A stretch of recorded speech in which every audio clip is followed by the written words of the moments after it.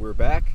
Yesterday I made a video detailing about how the Cleveland Browns, if Deshaun Watson plays for a good portion of the season, how they should expect to contend for the AFC North and obviously by proxy the playoffs. And today we're going to be covering the Columbus Blue Jackets, how they've improved their team over the offseason so far, and if they should expect the same thing out of themselves in the Metropolitan Division in the Eastern Conference.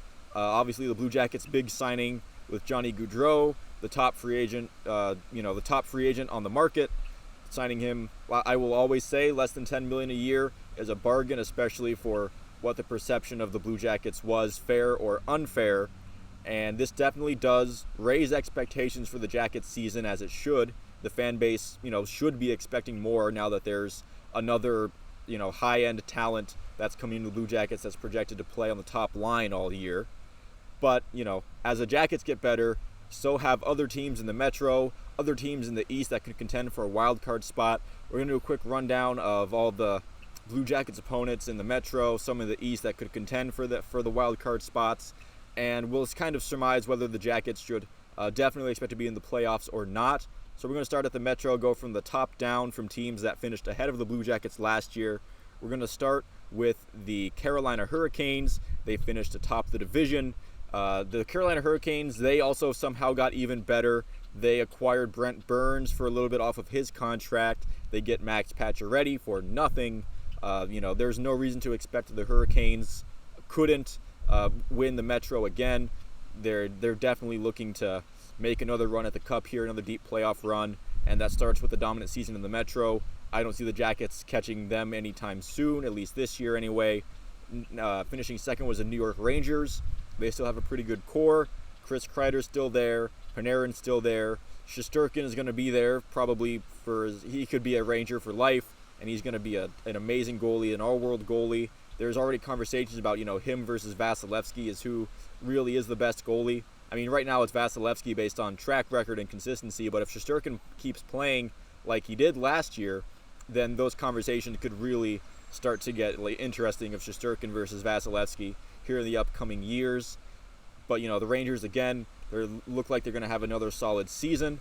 And, the Hurricanes and the Rangers are definitely two of the favorites to finish atop the Metro this year. Finishing third last year was the Pittsburgh Penguins. The big storyline heading into the offseason was Evgeny Malkin and Chris Letang, and the Penguins managed to sign them both before they even hit free agency. Evgeny Malkin looked like he was having, one foot out the door. They get a deal done at the last minute, I think the night before free agency starts. And while these contracts may hurt the Penguins in the long run, I think for as long as, as we're talking about this year, I think Malkin and Letang still have at least 1 year of good hockey left in them. I still think they're going to be a contender. They're going to be a thorn in the Metro Division. They're going to be a thorn in the Blue Jackets side. I think they're going to be tough to play against. Hopefully the Jackets can get one win against them this year at least. The home game pretty early in the season would like to start the season off on a good note against Pittsburgh, but I think they're still going to be good. If they're not as good as they are last year, then I still think they're going to be competitive in the Metro for one of those top 3 playoff spots. And the Washington Capitals, they grabbed the final wild card spot last year, finishing 4th in the Metro. The Capitals, it's been talked about for a couple of years that their core is getting older. They're going to have to take a step back eventually. Father Time is undefeated, but we haven't seen it yet. I think Ovechkin had a crazy season scoring goals. They added Dylan Strome in the offseason to a 1-year deal. So they are obviously still intent on making a run. They don't plan on taking any steps back this year. They just signed former Blue Jacket Gabriel Carlson. He wasn't given a qualifying offer. It's a two-way deal, so they definitely see him as more of a depth piece on that defense. They obviously wouldn't mind sending him down to the AHL, as that two-way deal indicates. So good for Gabriel Carlson. Good that he still has a job in the league. I hope the Capitals, I hope that they're not good, obviously. I don't want the Capitals any good, and I hope Gabriel Carlson, if he is to succeed, I hope it's in Hershey with the Hershey Bears that they have down there. Finishing 5th in the Metro last year was the New York Islanders. They got off to a really slow, rocky start. They have that, their stadium's still under construction, so they have to play a bunch of away games, and then they get hit with a bunch of COVID issues before the league just shut down altogether. And at the end of the season, they were playing like a pretty solid group. They were playing really good hockey down to the end of the season. They ended up taking over the 5th spot from the Metro from the Blue Jackets, who held it for a while. And obviously, if the Islanders feel like they can run it back, they traded their first-round pick to the Canadiens for Alexander Romanov. But besides that, they haven't really been active in free agency. They were a team that was kind of attached to Johnny Goudreau, but apparently they didn't make the best offer that he could get. So who knows? I think the Islanders are confident in their core.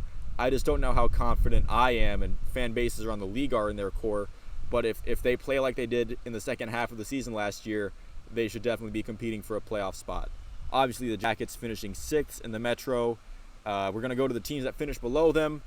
Technically, any year they could surprise people and compete for a playoff spot themselves. The Devils have seemed to be like a team on the brink of a breakout year for a couple years now. Jack Hughes, Nico Heischer's there. Dawson Mercer is a stud as well.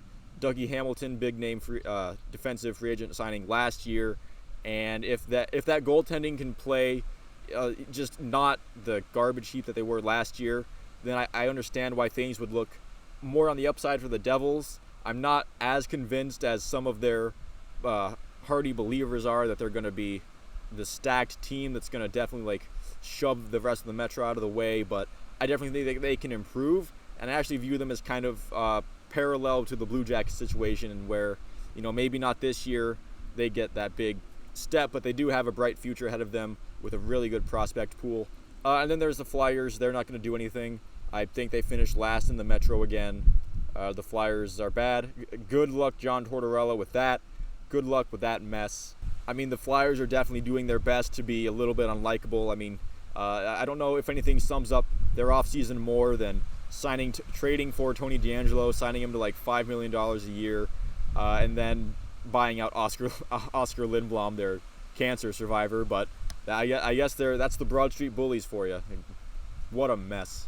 Now I'm going to briefly go over some other teams that are in the Eastern Conference that might be competing for a wild card spot, which is what I see if the Blue Jackets have playoff aspirations. That's probably one of the spots that they're going to be going for. I don't see them finishing top 3 in the Metro, but I definitely think the Jackets hover around one of those wild card spots for the majority of the year, or at least I would hope so. And here are some teams that would probably be competing with the Jackets for one of those wild card spots in the East. I think the Bruins are definitely trying to tread water.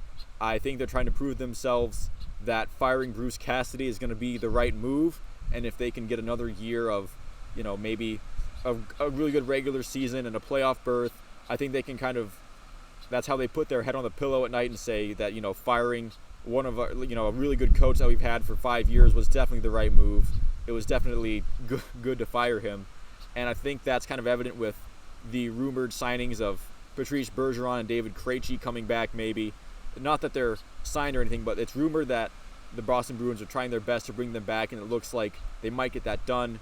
I know that Nazem Kadri has kind of been linked to Boston as a potential landing spot. I still think Nazem Kadri goes back to Colorado. They just won a cup. I think they're just trying to get some cap space sorted out and see what their roster looks like. But, if Nazem Kadri goes to the Boston Bruins, then him and Marchand on the same team would definitely piss a lot of people off. So there's that, I guess. The Ottawa Senators have made a lot of moves in the offseason that indicate that they're ready to compete for a playoff spot now. Last offseason they said, the rebuild is over and we plan on being better now, and then they were garbage. So they said, let's actually be better. They're actually using their cap space. They're definitely gunning for a playoff spot with the acquisitions of Claude Giroux, Alex DeBrincat, and Cam Talbot. They have been very active this offseason. They've done a really good job of building a competitor, of building somebody who can maybe, kind of end the stagnation of the same 8 teams in the East being in the playoffs all the time. Maybe the Senators, climb themselves out of this rebuild with this offseason, and they start making some moves that get the hockey world's attention, and we'll see if that reflects in the standings. I think the Ottawa Senators have a very interesting season ahead of them, and I wouldn't be surprised if they were competing for a wild card spot at the end of the season. Speaking of making moves, the Detroit Red Wings and the Yzer plan are in full swing this offseason. They've signed free agents like David Perron, Andrew Kopp, Ben Sherratt, Oli Mata, and they traded for Ville Husso and signed him to a deal. I might be leaving out a name or two because they've just been busy adding names. It's clear that they're trying to maximize Lucas Raymond and Mo Sider's years on their entry-level deals. While they want to, try to win now while they're cheap, or maybe at least be more competitive. They're trying to build a real winner here, and I think this is kind of signaling that, hey, Detroit fans, the rebuild isn't going to last for very much longer. It's still, they still don't look, even with all these additions, they're not going to be a favorite for the Stanley Cup, but this is definitely a team that has the pieces that you would need in a playoff run. And we know with Dylan Larkin there, and Alex Nedeljkovic is still a very promising goalie prospect. He's still very young, and I think if a Ville Husso, Alex Nedeljkovic tandem could do really good in the regular season, and whichever one performs better in the playoffs should play very well. I think the Detroit Red Wings have done a great job of immediately improving their roster over the course of one off season. I think it's been great for them.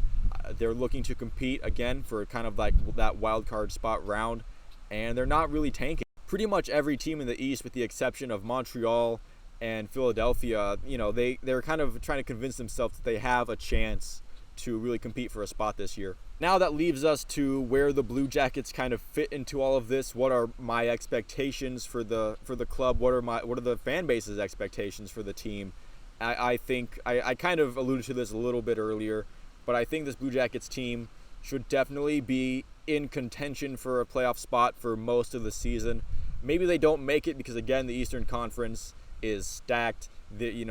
Teams that were worse than them improved. Teams that were better than them somehow got even better. Maybe teams like Washington and Boston, maybe they take a step back. Maybe Father Time finally catches up to them. But, I'm not a fan that counts on that happening. I did kind of last year. I thought Washington was going to be done. They had a 100-point season. I thought Boston was going to take a step back. I mean, they kind of did, but they still had a very good regular season and ran into a tough playoff opponent in the first round.